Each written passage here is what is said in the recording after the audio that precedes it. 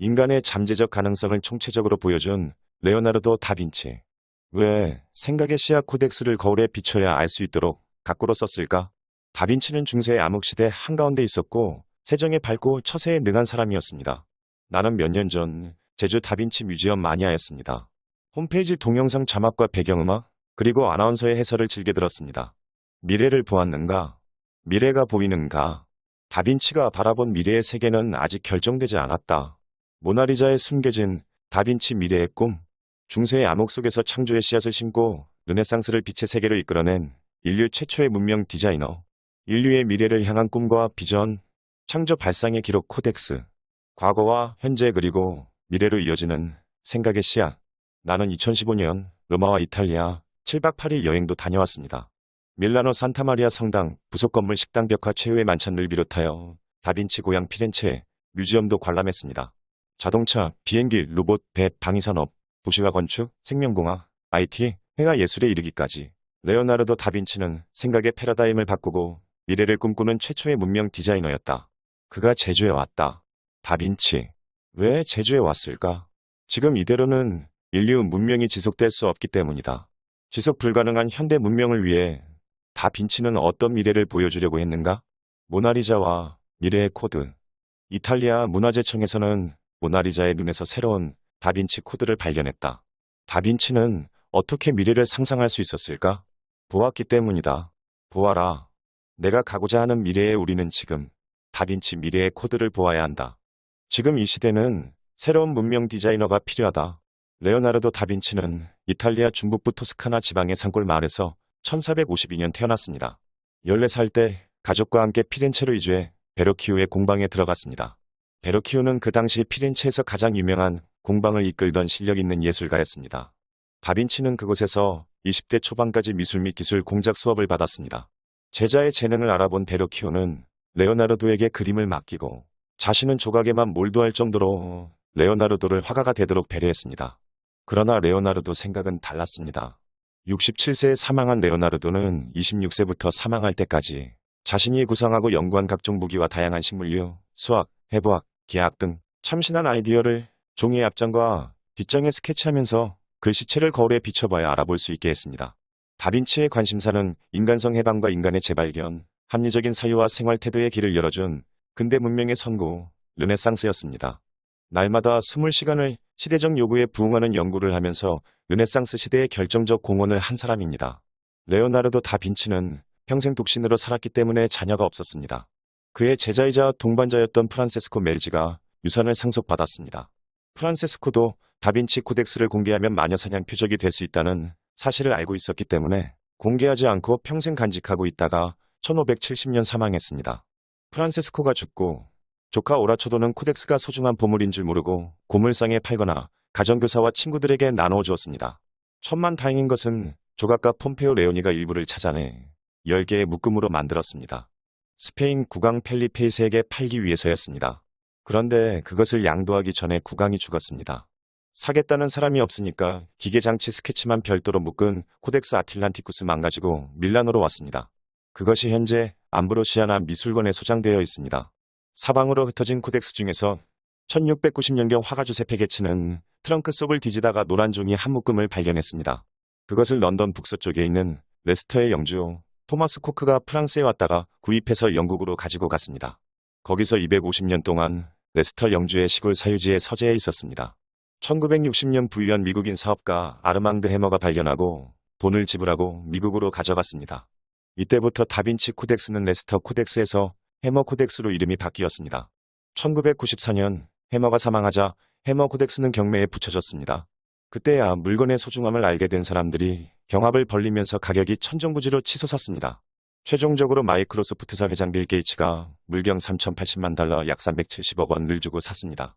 빌 게이츠는 코덱스 이름을 다시 레스터 코덱스로 바꾸고 캘리포니아에 있는 저택에 온도 조절 장치가 있는 서재를 마련하고 보관 중입니다. 영국 박물관에는 또 다른 아론델 코덱스가 있습니다. 현재까지 발견된 다빈치 코덱스는 3만 페이지에 이릅니다. 이처럼 다빈치는 과학자였으며 인간의 잠재적 가능성을 총체적으로 보여준 문명 디자이너였습니다. 다빈치는 물질 문명 발달에 기념비적 업적을 남겼으며 탐욕스러워 보일 정도로 새로운 것을 찾아 헤맨 사람이었습니다. 건축, 토목, 수학, 과학, 해부학, 공학, 음악, 비행기, 자동차, 각종 무기, 탱크, 자동소총, 잠수복, 낙하산, 콘택트 렌즈, 수력자 명종 등 물질 문명 전반에 걸쳐서 다양한 아이디와 새로운 패러다임을 제시했습니다. 다빈치가 살던 시기에 인쇄기술이 발달했는데 글과 그림이 들어있는 코덱스를 출판하려고 글과 그림을 함께 인쇄하는 기계도 발명했습니다. 다빈치는 다른 사람들의 아이디어를 소개하는 여유도 보였습니다. 독일의 기술자 콜레드 카이저의 설계도면과 이탈리아인 마르티나가 설계한 자동차도 코덱스에 포함시켰습니다.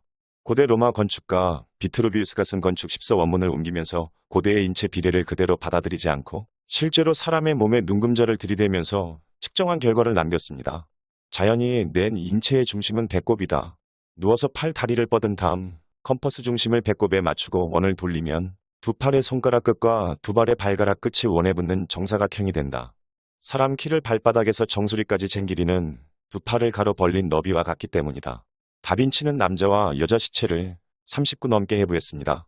시체를 냉동시킬 방법도 방부제도 없던 시절이라서 역겨운 냄새를 참아가면서 시체와 며칠씩 함께 보내면서 오장육부를 스케치했습니다. 칼로 파헤쳐지고 피부가 벗겨진 시체를 뚫어지게 들여다보고 있는 다빈치를 상상만 해도 끔찍해서 소름이 확 끼칩니다. 그렇게 해서 작성했다는 다빈치의 부검 기록을 나는 존 캐리 편저 바다 출판사에서 발행한 지식의 원전에서 읽었습니다. 노인은 죽기 몇 시간 전 말하기를 자기 나이가 100살이며 아픈 데는 없고 단지 쇠약해져 있을 뿐이라고 했다. 그리고는 플로렌스의 산타마리아 노벨라의 병원 침대에 앉아 아무 움직임이나 질병의 증상도 없이 죽음의 저편으로 떠나갔다. 이런 평화로운 죽음의 원인을 알아보기 위해 나는 노인의 시체를 부검했다. 심장과 하부 조직들은 완전히 쇠약해지고 수축되어 무기력한 상태인 것을 발견하였고 인체 조직에 공급되는 혈액이 부족하여 쇠약해진 결과로 죽음에 이르렀다는 것을 알게 되었다. 2살짜리 어린아이의 부검에서는 노인의 경우와 완전히 반대되는 결과를 얻었다.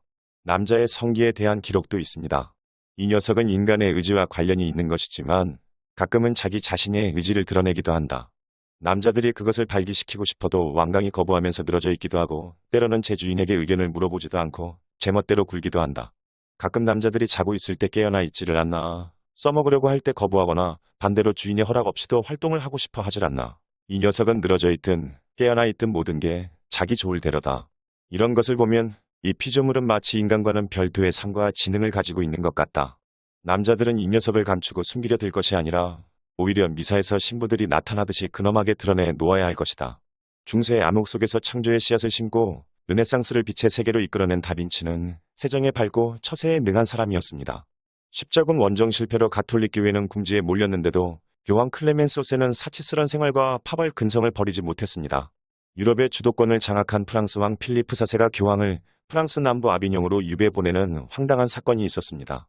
1309년부터 1386년까지 68년 동안 교황은 아비뇽에 있다가 그레고리오 11세의 로마 귀환으로 유배가 끝난 가톨릭은 재출발의 기회를 노리고 있을 때 시뇰리아들이 도움을 청해왔습니다. 십자군 전쟁을 계기로 국제교류와 무역이 활발해지면서 상인들과 토지 소유 계층 사람들이 가톨릭과 봉건 왕조에 대항하면서 독자적인 세력을 형성했습니다. 북부 이탈리아의 페라라, 포를리, 만토바, 베로나, 파도바, 라벤나, 리미니와 같은 도시에서는 시민연대 코무네의 정권을 넘겨받은 시뇰리아 체제가 확고해졌고 시뇰리아는 자신의 권력을 종신직으로 만들고 싶어 했습니다. 돈으로 시뇰리아가 된 자들도 있었습니다. 용병대장 조반니 아쿠토는 영국인이면서도 피렌체에서 이름을 날렸고 프란체스코 스포르자는 용병대장이었으면서도 밀라노의 시노리아가 되었습니다. 시노리아들은 자신들의 권력을 반석 위에 올려놓으려고 유럽의 지배권을 되찾은 가톨릭으로부터 자발적으로 써임을 받으려고 했습니다. 가톨릭 교황은 시뇰리아들 요구를 들러주면서 도시마다 성당을 중심으로 시가지를 조성하게 했습니다. 그렇게 되니까 민주주의 상징이었던 시뇰리아 광장이 갑자기 두오모 광장으로 바뀌면서 가톨릭은 민중의 지지 기반을 확고히 다질 수 있었습니다. 대도시를 두오모 성당 문화권으로 만드는 것은 가톨릭의 수건 사업이었습니다. 예술적 재능이 뛰어난 화가와 조각가들로 하여금 부활한 메시아 미신을 비롯하여 천박한 지성을 현란하게 그리거나 만들게 해서 보는 이들로 하여금 종교적 감동과 종교 외에는 다른 세상을 상상할 수 없게 만들고 싶어 했습니다. 이것은 기만 전략이었습니다. 밀라노 두오모 성당의 경우 엄숙하고 광대한 분위기를 연출하려고 외벽에는 수많은 조각품으로 채워져 있습니다.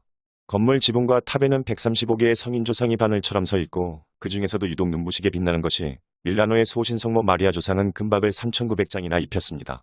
고대 로마에서부터 현대에 이르기까지 이탈리아의 롬바르디아 평원에서는 시대가 바뀔 때마다 피비린내에 나는 전투가 있었습니다.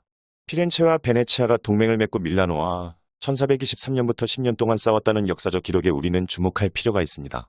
근대 문명의 선구는 중세 르네상스였다는 여론이 지배적인 가운데 피렌체와 밀라노는 르네상스 맹화를 고대 로마에서 찾으려고 했습니다. 피렌체의 서기장 살루타티는 키케로의 서관문을 도입하고 로마의 공화정이야말로 인간의 가능성이 크게 열린 시대였다면서 카이사르와 같은 독재자에게 국민의 자유와 권리를 빼앗겼다면서 공화정을 권장했습니다. 밀라노는 딴판이었습니다. 혼란스러웠던 공화정 말기 카이사르는 새바람을 일으킨 천재의 통치자였음을 상기하자면서 자신들의 지도자 필리포 비스콘티를 카이사르의 버금가는 위대한 인물이라고 선전했습니다. 인류 정신 문화사에서 문명의 씨앗 존재 여부는 신을 믿고 안 믿고만큼이나 중요한 사안입니다. 기원전사 14년 3월 15일 원로원 의원들이 마련한 환송식에서 암살범들이 카이사르를 살해할 그 시각에 키케로는 조금 떨어진 곳에서 암살 장면을 보고 있었습니다. 그러니까 피렌체와 밀라노 사람들이 카이사르와 키케로의 이념적 논쟁을 재현했던 겁니다. 레오나르도 다빈치가 사망하기 2년 전 마르틴 루터의 종교개혁이 있었습니다. 가톨릭은 우민정책 차원에서 일반 백성은 성경을 보지도 못하게 했습니다. 루터는 1517년 10월 로마 대성당 건축비를 마련하려고 면죄부를 판매하는 등 가톨릭의 문제점을 지적한 95개 반박문을 발표하면서 종교개혁이 시작되었습니다. 가톨릭 신부였던 에라스미스는 기존의 라틴어 번역보다 더 정교한 라틴어 신약성경을 다시 발행했습니다. 아이들 조기 교육에도 관심이 많아서 어린이의 교육에 대해서를 1529년 베네치아의 알토 출판사에서 출간했습니다. 베네치아는 비판과 자성의 에라스미스, 그리고 오만하고 무례하고 반골적인 본성을 드러낸 루터가 설전을 벌린 곳으로도 유명합니다. 1509년 에라스미스가 발표한 우신예차는 가톨릭 교회에 대한 인문주의적 풍자였습니다. 우신은 바보신입니다. 바보신은 부유의 신을 아버지로, 청춘의 신을 어머니로, 도취와 무지의 신이었던 유모 젖을 먹고 자랐습니다. 우신은 친구들을 여러 명 가지고 있습니다. 추종의 신, 게으름의 신, 향락의 신, 무분별의 신, 방탕의 신, 미식과 수면의 신 등 어리석은 신들을 통해서 에라스미스는 당시 학자들의 어리석음을 통렬하게 풍자했습니다. 권위주의 및 형식주의로 떨어진 가톨릭에 대한 신랄한 비판도 가했습니다.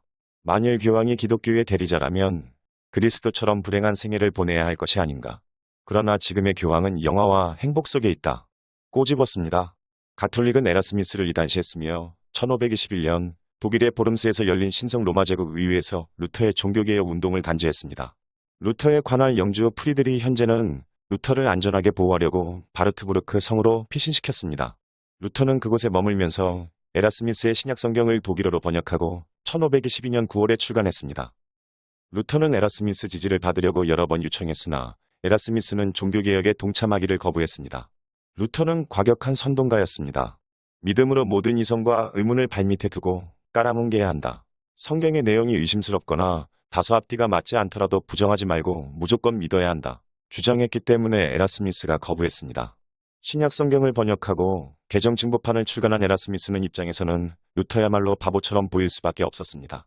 에라스미스는 1524년 자유의지를 혹평함에 대하여를 발표하면서 나를 가슴 아프게 하는 것은 귀하의 오만하고 무례하고 반골적인 본성으로 인해 온 세상이 무장을 하고 있다는 사실입니다. 귀하는 폭풍이 잠잠해지는 것을 저지하는 게 가장 큰 목적이라도 되는 듯이 모든 것을 뒤죽박죽으로 만들고 있습니다. 믿음으로 모든 이성과 의문을 발밑에 두고 깔아뭉개야 한다고 주장한 루터는 에라스미스를 원수처럼 여겼으며 가톨릭으로부터 이단 취급도 받았습니다. 에라스미스는 좌절감으로 괴로워하다가 스위스 바젤에서 숨을 거둘 때 하느님이시여 하면서 비가마기 짝이 없는 말을 남겼습니다. 이와 같은 암울한 시대의 한가운데 있었던 레오나르도 다빈치는 가톨릭의 주문을 거절할 수 없는 입장이었습니다. 그래서 작품을 의뢰받을 때마다 시간을 끌면서 지혜롭게 대처했습니다. 다빈치는 바울이 말하는 최후의 만찬하고는 관련이 없는 그림을 그렸습니다. 가톨릭이 주문한 그림의 주제는 너희 중 하나가 나를 배반할 것이다. 예수가 자신이 체포될 것을 미리 알고 마지막 유월절을 기념하는 만찬입니다. 상당히 계산적인 발언을 한 것처럼 되어 있기 때문에 12제자들 반응이 눈에 드러나야 합니다. 누가 배반자일까를 예술적으로 표현하는 것이 관건이었습니다. 다빈치의 최후의 만찬에는 예수 뒤에 후광이 없습니다. 가룟 유다가 어디에 있는지 모르게 그렸으며 12제자 몸짓과 손짓, 얼굴 표정에서 이해하기 힘든 암시가 깔려 있습니다. 작업실을 방문한 어떤 사람이 보고는 만찬 속 제자들은 밀라노 궁정의 저명한 대신들 초상화 같고 시민들의 삶을 그린 그림과 닮았다고 말했습니다. 1495년부터 제작에 착수하여 1498년에 완성했습니다. 대부분의 작품이 미완성이라고 불리는 레오나르도의 그림에서 몇 안 되는 완성된 작품의 하나이고 가장 손상이 심한 그림으로도 알려져 있습니다. 최후의 만찬은 6월절의 만찬으로 6월절 식사는 해가 진 다음에 먹는 건데 그림에선 창밖 풍경에서 보이듯 대낮입니다. 성경에서는 포도주를 마셨다고 하는데 포도주 병이 어디에도 보이지 않습니다. 동방 박사의 경배는 다빈치가 29세이던 1481년 그리기 시작한 것으로 다양한 구상과 진행 단계를 남겨둔 채 1년 뒤 제작을 포기했다고 합니다. 10개의 나무판에 그려진 동방 박사의 경배는 예수 탄생 당시 베들레헴을 찾았던 동방 박사 3명은 물론 인간 군상의 반항, 서로 싸우는 말들, 건축적 디자인, 풍경들과 하늘의 모습을 설명하고 있습니다. 나무 판자를 접착제로 이어붙인 이 작품의 빈 공간과 밑그림들을 현재 복원 중이라고 합니다. 모나리자 그림도 오래 걸리기는 마찬가지였습니다. 그가 그린 완성작품은 20점을 넘지 않습니다. 2007년 11월 네이처지가 선정한 인류 역사를 바꾼 10명의 천재 중에서 가장 창의적인 인물 1위를 다빈치가 차지했습니다. 네이처는 과학 전문지이기 때문에 당연히 과학자를 1위에 뽑을 것이라는 모두의 예상을 뒤엎는 결과였으며 2위는 셰익스피어였고 과학자인 아이작 뉴턴은 6위를 차지했습니다. 이탈리아 피렌체 출신이면서 최초의 미술 역사가였던 조르조 바사리가 쓴 뛰어난 화가, 조각가, 건축가의 생애에 이탈리아 르네상스 시대의 예술가 200여 명의 상과 작품에 대한 기록이 있습니다. 우리는 이따금씩 자연이 하늘의 기운을 퍼붓듯 한 사람에게 엄청난 재능이 내리는 것을 본다. 이처럼 감당 못할 초자연적인 은총이 한 사람에게 집중되어서 아름다움과 사랑스러움과 예술적 재능을 고루 갖게 되는 일이 없지 않다. 그런 사람은 하는 일조차 신성해서 무사람들이 감히 고개를 들 수 없으니 오직 홀로 밝게 드러난다. 또 그들의 작품은 신이 손을 내밀어 만든 것과 같아서 도저히 인간이 만들었다고 보기 어렵다. 레오나르도 다빈치가 바로 그런 사람이었다. 인간의 잠재적 가능성을 총체적으로 보여준 레오나르도 다빈치. 왜 생각의 씨앗, 코덱스를 거울에 비춰야 알 수 있도록 가꾸로 썼을까? 다빈치는 중세의 암흑시대 한가운데 있었고 세정에 밝고 처세에 능한 사람이었습니다. 다빈치보다 40년 전에 살았던 잔다크는 서구 문화의 대표적 인물이면서도 반역과 이단 혐의로 종교 재판을 받고 화형을 당했습니다. 다빈치보다 1세기 후에 살았던 갈릴레오 갈릴레이도 종교 재판을 받았습니다. 코페르니쿠스의 가설, 지동설을 옹호하면서 가르치다가 단죄를 받았습니다. 12세기 무렵부터 기독교가 대량으로 자행한 마녀사냥 광풍이 휘몰아치는 난세에 살면서도 다빈치가 무사할 수 있었던 것은 코덱스를 거꾸로 썼기 때문이었습니다. 다빈치는 살아 생전 기독교가 요구하는 그림을 그리긴 했지만 그것은 진심이 아니었습니다. 가톨릭과 개신교는 다빈치 이름조차 거론해서는 안 됩니다. 문명의 선각자 고인에 대한 예가 아닙니다. 성경이 전 세계에 보급되는 것 또한 자랑거리가 될 수 없습니다. 성경에서 발견되는 수많은 모순과 의문점이 노출되는 결과로 이어지기 때문입니다.